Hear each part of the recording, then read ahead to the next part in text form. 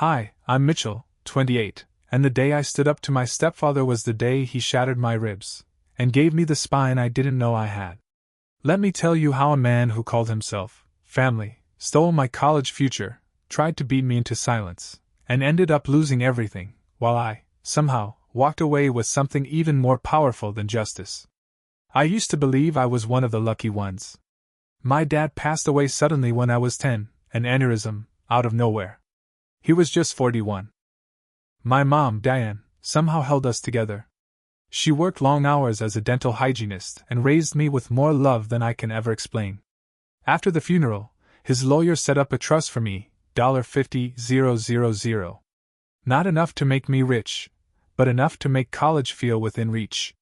For 5 years, it was just me and Mom against the world. I studied hard. She worked hard. And we dreamed together.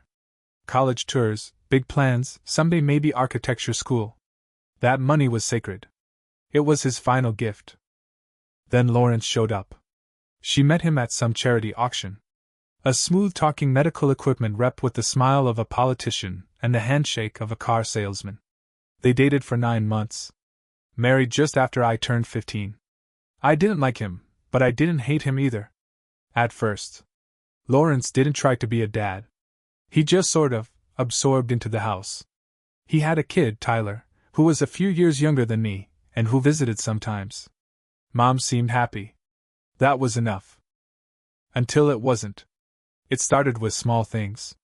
Lawrence making passive-aggressive comments about how expensive kids are, rolling his eyes at Mom's grocery receipts, acting like every dollar spent on me was a personal insult. Then came the financial restructuring. Mom merged their bank accounts, said it was about building a future together. I was 17. One day, I logged in to check my college fund like I always did. That balance I had memorized down to the penny? $5,000 gone. No explanation. No warning. Just vanished. I called Mr. Harrison, my dad's old attorney who set up the trust. He confirmed the withdrawal had been approved by my mom. Reason? Education-related costs. Only problem? I went to public school. We hadn't bought a textbook. No ACT prep. No college tours. Nothing. When I confronted Mom that night, she looked guilty. She fumbled through some excuse about repairs and campus trips that hadn't even happened. I knew she was lying. And I didn't push. Because I was scared of what I'd find if I did. That was my first mistake. Over the next 6 months, I became obsessed. Watching the account. Tracking every transaction. More money vanished. $3,000. Then $2,000. Every time I asked, I got vague answers. Printer ink, and AP test fees, and we'll pay it back. They never paid it back. So I started gathering evidence. Receipts. Bank statements. Dates. Numbers. Patterns. And what I found made my blood go cold. Lawrence had been using my college fund to buy himself a Harley Davidson. Designer clothes. Steakhouses I never saw. Jewelry. A leather briefcase with his initials monogrammed on it. That wasn't education. That was embezzlement. I showed everything to Kennedy, my best friend since middle school, and her older sister, Stephanie, who worked in finance. Stephanie looked at my spreadsheet and said 6 words that changed everything. Your stepfather is robbing you blind. She was right. And I had proof. What I didn't have yet was a plan. But that would come. The problem was, I still trusted my mom. And what I didn't know was how far Lawrence would go when someone threatened his golden goose. The day I decided to confront them was a Saturday. Lawrence was supposedly out of town for a sales conference. And Tyler was with his mom. Just me and Mom. I spent the morning printing everything, my college fund statements, the matching dates from Lawrence's credit card bills, and the receipts for all the junk he was buying with my future. I laid it all out on the dining room table. Neat. Unavoidable. When Mom walked in and saw the papers, she froze. Her face strained. Mom, I said quietly, we need to talk about my college fund. She barely looked at the evidence before the excuses started. It's not what you think. Lawrence just needed some help for a little while. There were medical bills, child support issues with Tyler. This is Dad's money. I cut in. You let him steal almost $40,000. For a Harley. And ribeye steaks. And Gucci belts. Her voice cracked. We were going to pay it back. When? I asked. Before or after I take out student loans because my dead father's gift got spent on a motorcycle? Then came the tears. You don't understand, Mackenzie. I didn't know what to do. Lawrence said it was temporary. I didn't want to lose him. He's not your son, I said flatly. I am. And that's when the garage door opened. He was home early. Lawrence stepped into the dining room, saw the documents, and stopped in his tracks. What the hell is this? He asked, already posturing. She found the college fund records, Mom said softly. His eyes moved to me. You've been snooping in my business? No, I said. I've been tracking the theft of my future. I'm turning 18 in a month, and I'm taking all this to Mr. Harrison and the police. His face turned beet red.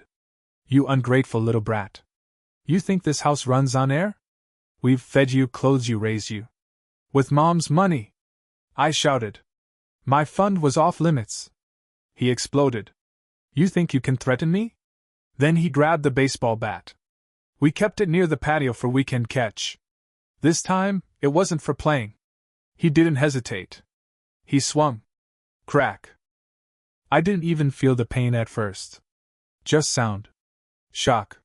Then another hit. My body hit the tile floor, and everything went white.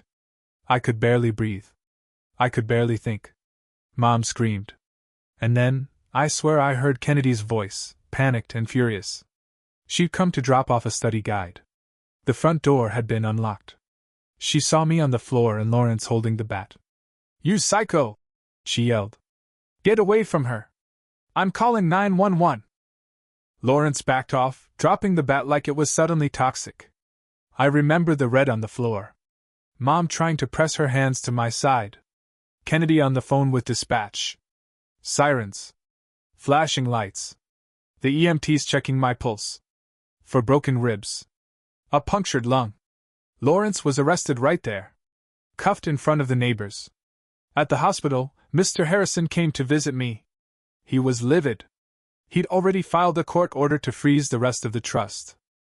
Lawrence was charged with aggravated assault. The bail was high. Mom paid it. That part broke me worse than the bat ever did. I didn't go home. I moved in with Kennedy's family. And for the first time in my life, I realized that DNA doesn't make someone family. But character does. I stayed in the guest room at Kennedy's house for over a week after I got out of the hospital.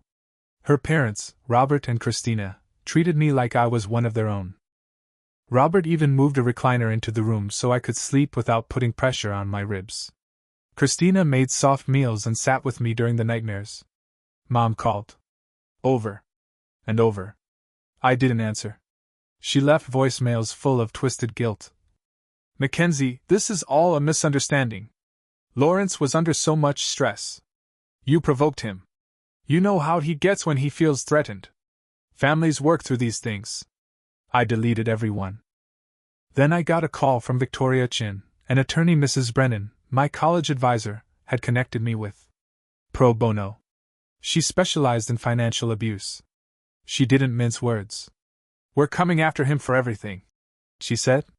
The assault, the theft, the fraud. But I need you to understand, your mother signed off on the withdrawals. She's legally responsible, too.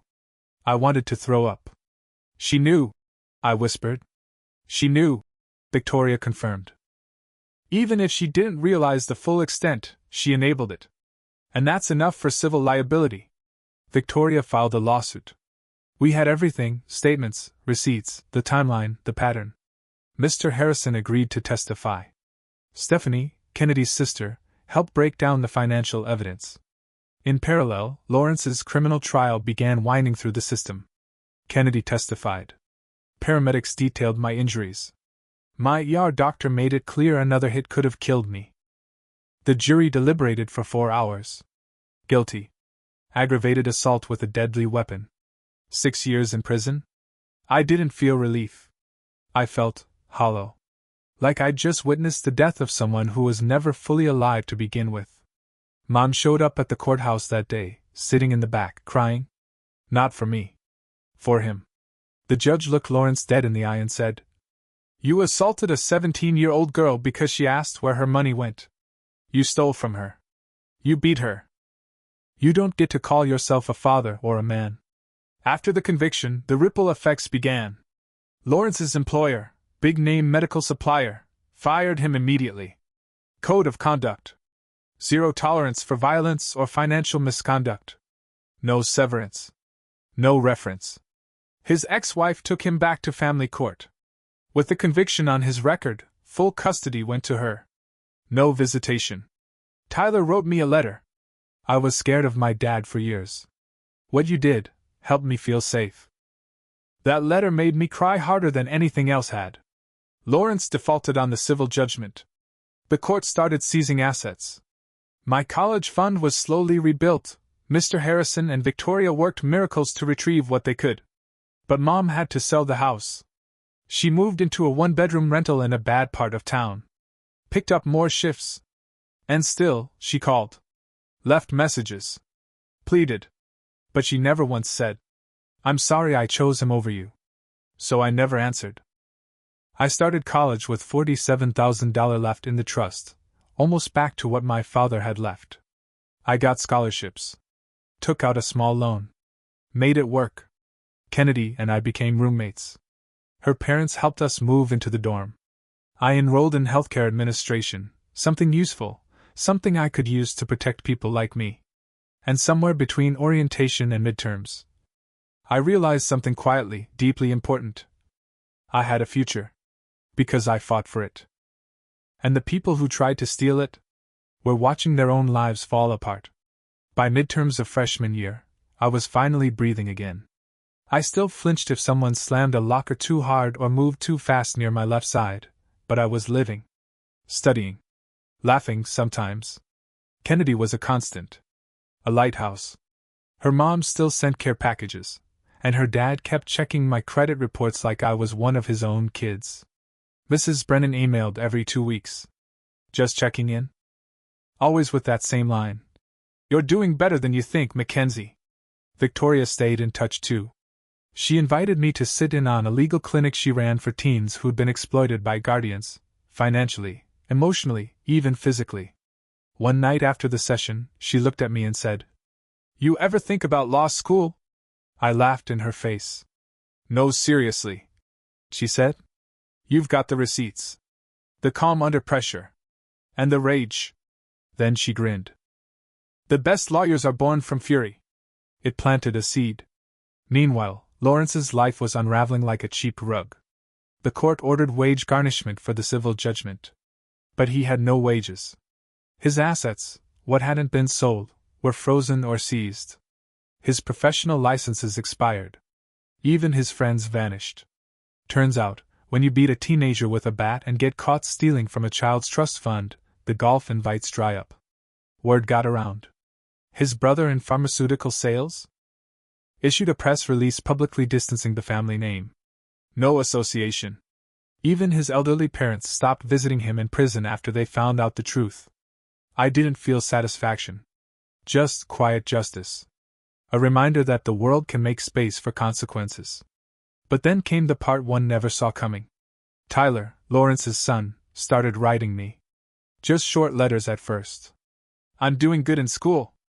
I joined the soccer team. Mom found me a therapist. I'm learning how to deal with anger in better ways. Thank you for helping me get free, even though you didn't have to. And the kicker? You're the first adult who made me feel safe." That one gutted me. Meanwhile, back in the real world, Mom had finally begun to sink into the bed she made. The dental office let her go. Not officially because of the scandal, but because she started messing up. Showing up late. Crying between patients. Burned out. Distracted. Isolated. She found another job part-time. Lower pay. Fewer hours. Still trying to pay off Lawrence's legal fees and the mountain of debt he'd left behind. She was living paycheck to paycheck, in a cramped apartment with peeling paint and a view of the alley. Aunt Patricia, her sister, stopped speaking to her entirely. When she finally did send a letter, it was short. Cold. You chose a man over your daughter. That's not a mistake, Diane. That's a verdict. I hadn't spoken to my mother in over a year at that point. Every message from her went to a folder I didn't open. Until one day, I got something different. No excuses. No pleading. Just a letter. She admitted she'd failed me. That she'd chosen denial over protection. That her therapist told her she'd been in an emotionally abusive relationship and had helped enable Lawrence's crimes. She said she finally understood the damage she'd done, not just to my future, but to our relationship. She didn't ask for forgiveness. Just recognition. Said she hoped I was doing well. That she'd be here if I ever wanted to talk. And for the first time in 2 years, I didn't delete it. I didn't respond. But I didn't throw it away either. Sophomore year hit different. I was no longer just surviving, I was building. Class by class. Internship by internship. I got involved with a campus group focused on youth advocacy, and Victoria invited me to co-lead a financial literacy workshop for teens in foster care. She introduced me as one of the strongest people I know, because she never let someone else's decisions define her future. It caught me off guard. I still didn't see myself that way. But every time I helped a kid understand how to open their first checking account or file a complaint against a shady guardian, I started to believe maybe I had something to offer. I applied for a campus job in the student financial aid office. Not glamorous, but it gave me access to tools, systems, and resources that could make a real difference for students like me. Kennedy and I decorated our off-campus apartment with fairy lights and second-hand furniture. She got a job as a campus tour guide and would come home exhausted, full of gossip about high schoolers and their helicopter parents. We made Friday night our sacred ritual, microwaved brownies, bad documentaries, and quiet space to feel safe. One night, I was staring at my scars in the mirror, faded now, but still there. One curving line across my left ribs. The place the bat hit first. I hadn't shown anyone, not even Kennedy. Do they still hurt? She asked from the hallway. Not the ribs, I said. But sometimes I still flinch when someone walks behind me too fast. She didn't say anything, just stepped into the bathroom, looked at the scar, and pressed her fingers gently around it. You know what I see? She said. Evidence that you didn't let him win. That night, I opened my laptop and typed something into a blank document. Statement in opposition to parole. Because Lawrence was coming up for review. 4 years early. Victoria had already prepped me. He'll likely try to make the case that he's reformed. That it was a one-time incident. It wasn't, I said. It was years of financial abuse that ended in violence. I know, she said. And your voice will matter. But only if you use it. So I wrote. I wrote about the money he stole, the trust he broke, and the night he tried to silence me with a bat. I wrote about the fear, the pain, the surgery, the rehab. I wrote about waking up not being able to breathe, because a man my mother loved couldn't stand to be held accountable. Then I wrote about who I became despite him. And that was the hardest part to get through without crying. Because somehow, this person who tried to destroy my future had accidentally helped me discover what I was made of. I submitted the letter through the official parole board's site. Victoria added legal context. We both signed off. Weeks passed. Then we got the decision. Denied. No parole. No early release. The board cited lack of remorse and ongoing emotional and financial harm to the victim. Victoria forwarded me the notice with a simple note. Justice, round 2. You earned this. Meanwhile, Lawrence remained in prison. And from what I heard through Aunt Patricia, whose friend worked in the corrections system, he wasn't doing well. He'd been in multiple altercations. Lost privileges. Developed stress-related health issues. Apparently, even in prison, control freaks don't thrive. Tyler, on the other hand, was thriving. Full custody with his mom. Therapy. Honor roll. He sent me another letter. Handwritten. Thank you for not being scared. I want to be brave like you someday. I cried for an hour. Then I printed the letter and taped it inside my desk drawer. A reminder that healing isn't just for us. It's for everyone we reach afterward. The summer before junior year, I landed an internship with a nonprofit that specialized in youth financial advocacy. Victoria had recommended me, and I was still convinced I wasn't qualified. "You're exactly who they need," she said. "They don't just want resumes. They want people who understand what's at stake." So I showed up. And on my second day, they asked me to co-facilitate a workshop called "When Family Steals From You." I nearly laughed. It sounded like the title of a Lifetime movie. But when I stood in front of that small group of teenagers, some with guardians who drained their college funds, others whose relatives had racked up debt in their names, I didn't feel nervous. I felt grounded. I told them what happened to me. And then I told them what I did next. One kid, maybe 15, raised his hand and asked, "Weren't you scared they'd come after you again?" I looked him in the eye. "I was terrified," I said. "But the only thing scarier than standing up to someone who hurts you is letting them keep doing it." That afternoon, 3 of the teens stayed after and asked for help starting their own paper trails, bank statements, copies of suspicious withdrawals. One even brought in a tax form showing income he didn't earn. It was like looking at versions of myself from a few years ago. Angry, ashamed, confused, still hoping their parents would snap out of it. I didn't have magic answers for them. But I had tools. And that made all the difference. Meanwhile, Kennedy was neck-deep in pre-law classes. She'd finally decided on her path, family law, with an emphasis on child protection. Watching her discover her purpose felt like watching a sunrise in slow motion. We stayed up late that summer talking about what we'd do differently.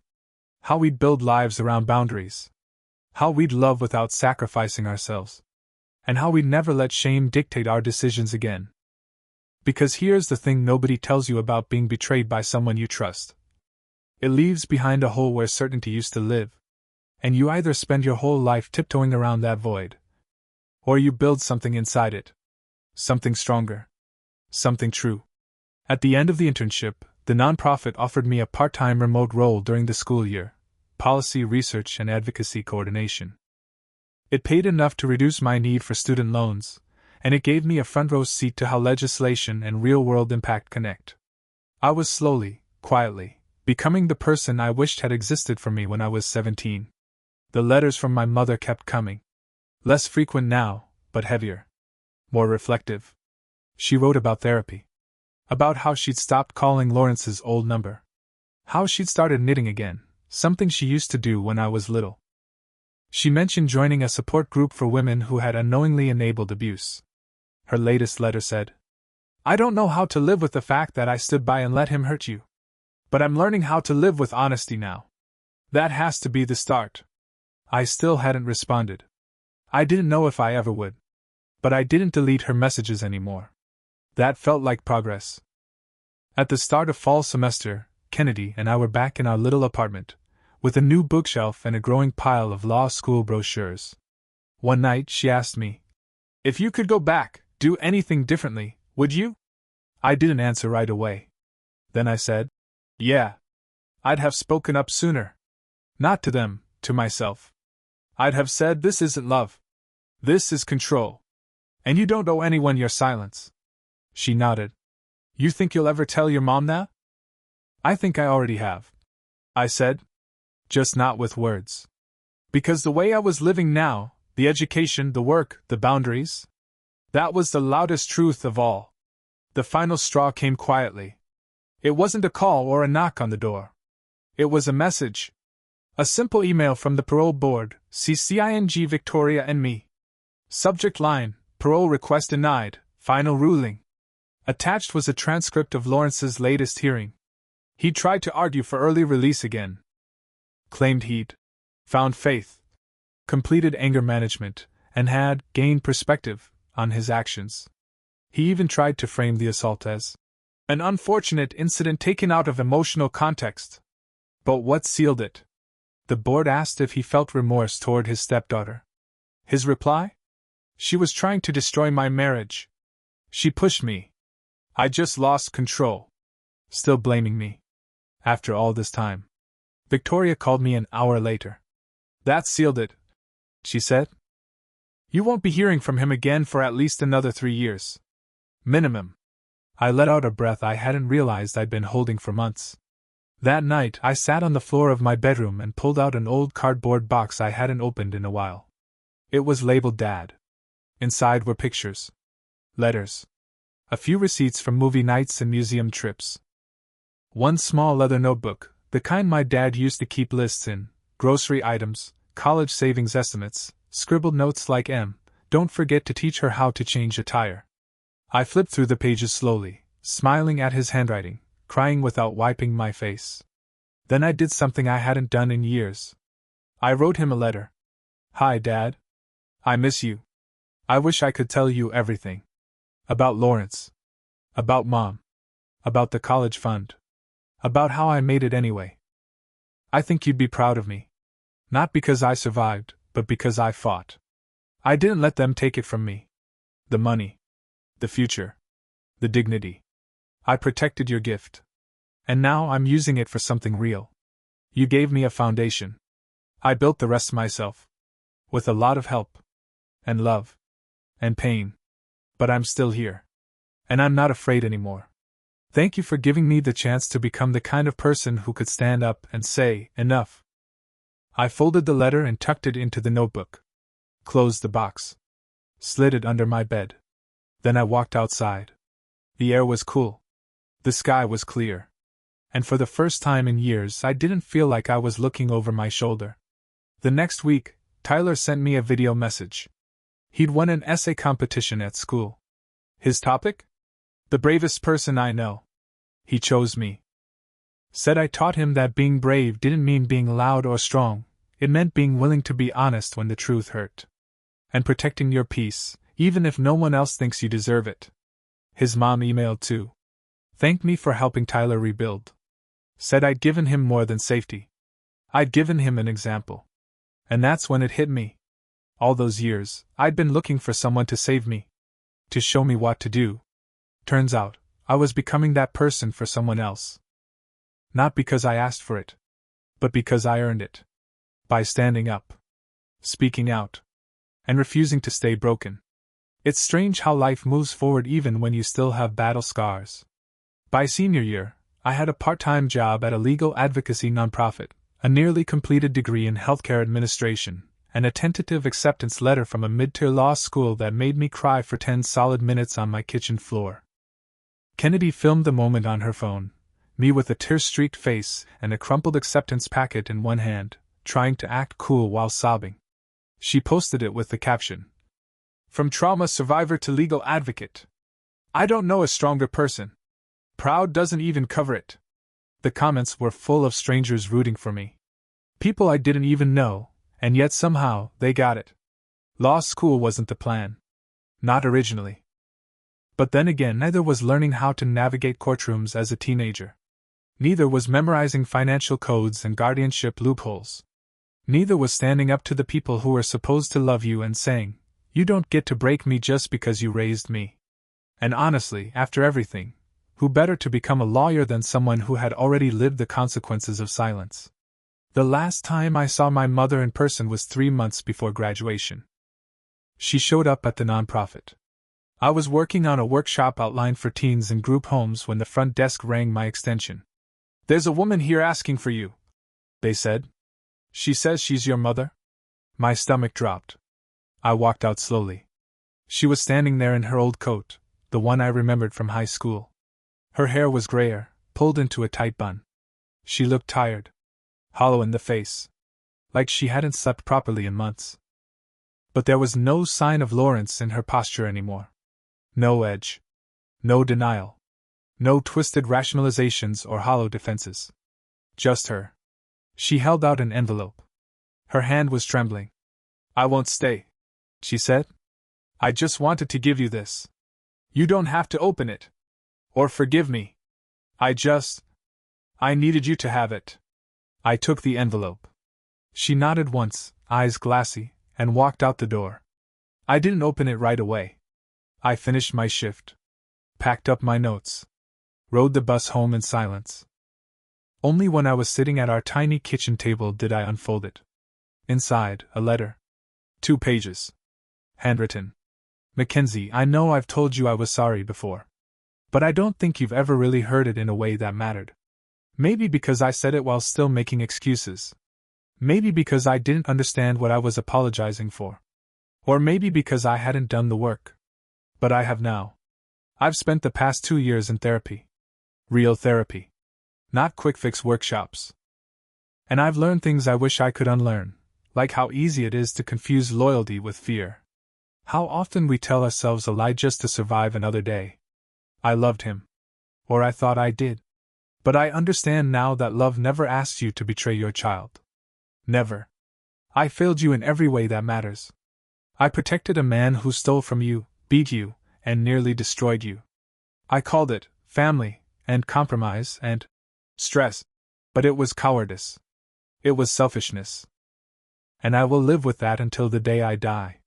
You don't owe me anything. Not a response. Not a reconciliation. I just needed you to know. I see it now. All of it. I still remember the day you were born. The way you grabbed my finger with your whole hand. I was terrified of screwing up. I swore I would protect you from everything. Instead, I became the thing you had to protect yourself from. If someday you ever want to talk, I'll be here. Not to explain. Just to listen. I understand now that listening is something I should have done a long time ago. I sat at the table for a long time, staring at the handwriting, the crossed-out words, the pauses, the guilt that practically bled through the ink. And for the first time since the assault, I didn't feel hatred. Or rage. I felt something quieter. A grief that had finally stopped running. Graduation came fast. Cap and gown. Pictures with Kennedy and her family, my family, too, in every way that counted. Mrs. Brennan came. She brought flowers. Victoria came. She brought a small silver charm for a bracelet. It read, "You kept the receipts." Even Robert and Christina were there, crying like proud parents. They told me they were setting up a small scholarship fund in my name, for students navigating financial abuse by family members. We called it the Mackenzie Fund. The local news wrote a feature on it. A journalist asked me during the interview, "What would you tell someone who's in the middle of what you went through?" I didn't hesitate. "Keep your records," I said. "And keep your voice. Your future is yours, even if they gave birth to you, raised you, or told you otherwise. You are not a resource. You are a person. And you deserve protection." They printed that quote at the top of the article. Lawrence never made parole. He's still serving time. From what I hear, his health has declined, and the prison has denied multiple early release requests. The last one, Victoria personally filed a rebuttal against. And so did I. The board cited continued minimization of harm and refusal to acknowledge full extent of abuse. They used my letter again. It's now permanently attached to his file. Tyler just started community college. He texted me a photo of his first day outfit, khakis, button-up, awkward smile. He wrote, "I'm studying criminal justice. I want to help kids like me. Like you helped me." That one stayed pinned to my fridge for months. I don't know if I'll ever rebuild anything with my mom. I haven't replied yet. But her letter isn't in the trash. It's in the same box where I keep Dad's notebook now. Tucked between a copy of my college acceptance and the receipt from my first tuition payment, one I made with the trust money she almost lost for me. Because even if we never speak again, that letter was a start. And for me, it was enough. Not to forgive, but to move forward with a heart that doesn't have to carry the weight of her choices anymore. If you're reading this and wondering what you'd do if someone you trusted stole from you, betrayed you, hurt you, and tried to silence you, I'll tell you what I did. I got loud. I got smart. I got help. And I got free. It didn't happen overnight. It took years. Court hearings. Therapy. Tears. New family. New boundaries. New belief. But I got there. And you can too. Because the people who try to ruin your future? They don't own it. You do. And no matter what they take from you, you can always take it back. Piece by piece. Step by step. Rib by broken rib. And rebuild it into something even stronger than what they tried to destroy. That's what I did. And I'm not done yet.